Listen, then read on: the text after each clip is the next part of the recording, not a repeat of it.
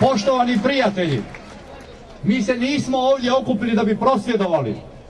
Mi smo se ovdje okupili kako bi hrvatskoj javnosti rekli naša zajednička stajališta, naše zajedničke interese i naše zajedničke ciljeve. Jer to ne možemo izreći o okupiranim hrvatskim medijima koje nadziru skupine koje sustavno pljačkaju i upropaštavaju hrvatske interese. Svi mi smo dio naraštaja koji je stvorio i obranio samostalnu hrvatsku državu. Hrvatsku državu smo stvarali i branili kako bi njene institucije služe svim hrvatskim državljanima. Hrvatsku državu smo stvarali i branili kako bi u njoj svi mogli biti slobodni, sigurni, ponosni, ravnopravni i sretni, jer zato imamo sve preduvjete.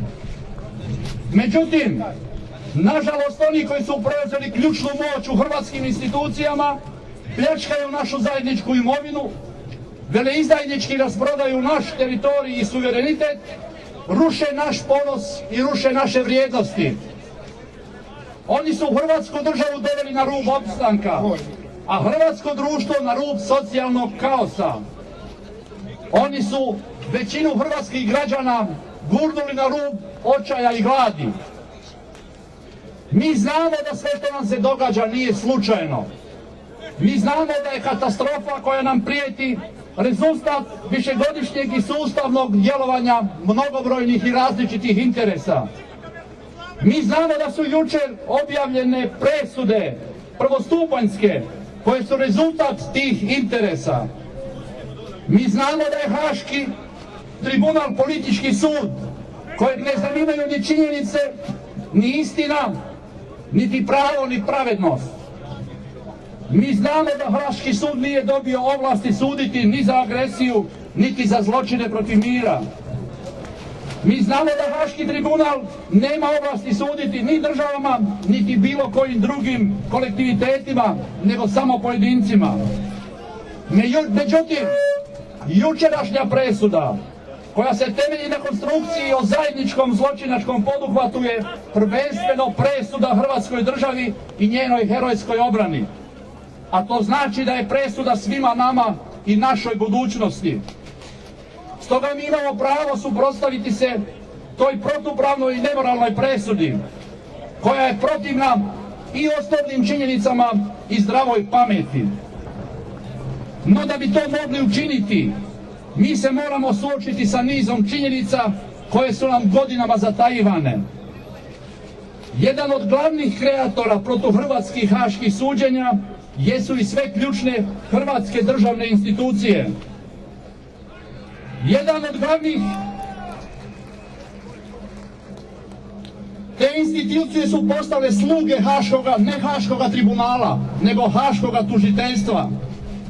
Primjerice, Hrvatski sabor je prije 15 godina donio protuustavni, takozvani Ustavni zakon o suradnji sa Haškim sudom, a već 15 godina Ustavni sud šuti o ustavnoj tužbi podnesenoj protiv toga ustavnog zakona. Prethodni predsjednik Republike Hrvatske bez ikakvih posljedica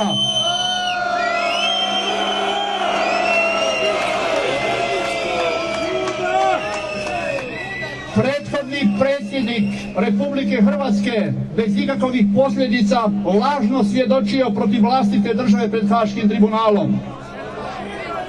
Sadašnji predsjednik Republike Hrvatske je već godinama dio Haške mreže, a na predsjedničkom položaju postupa kao trećerazredni srbijanski činovnik.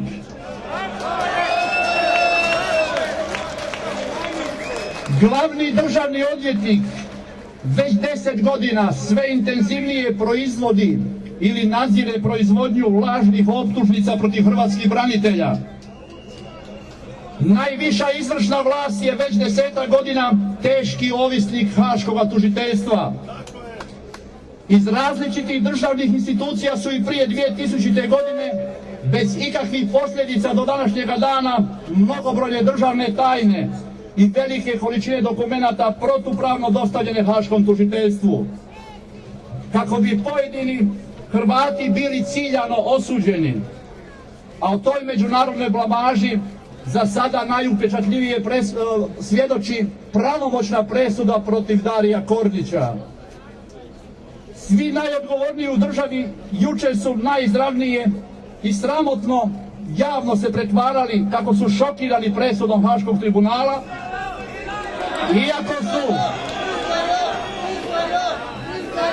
iako su već godinama puno toga učinili da bi presuda bila upravo takva.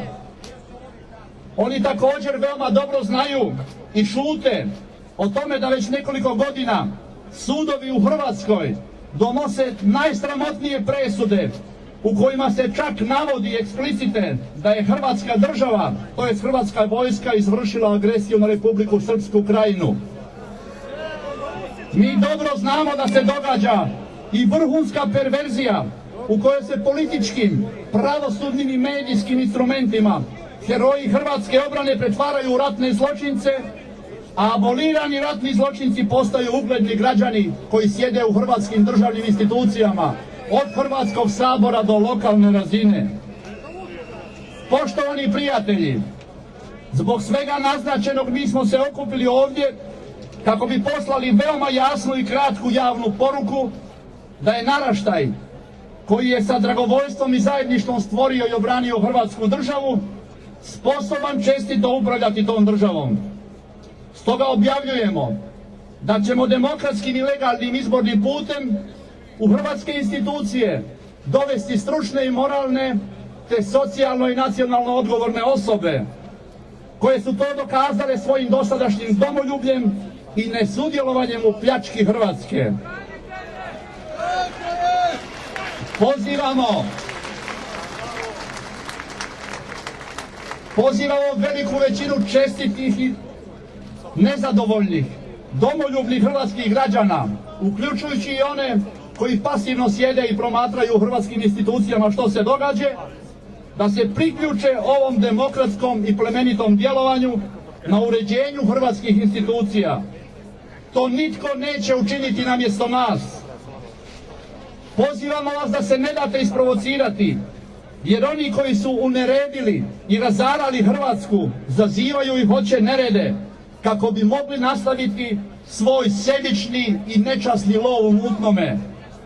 Mi, hrvatska većina, volimo svoju domovinu Hrvatsku. Hrvatska je naše zajedničko dobro koje nećemo razarati, nego sa ljubavlju izgrađivati. Hvala vam lijepa.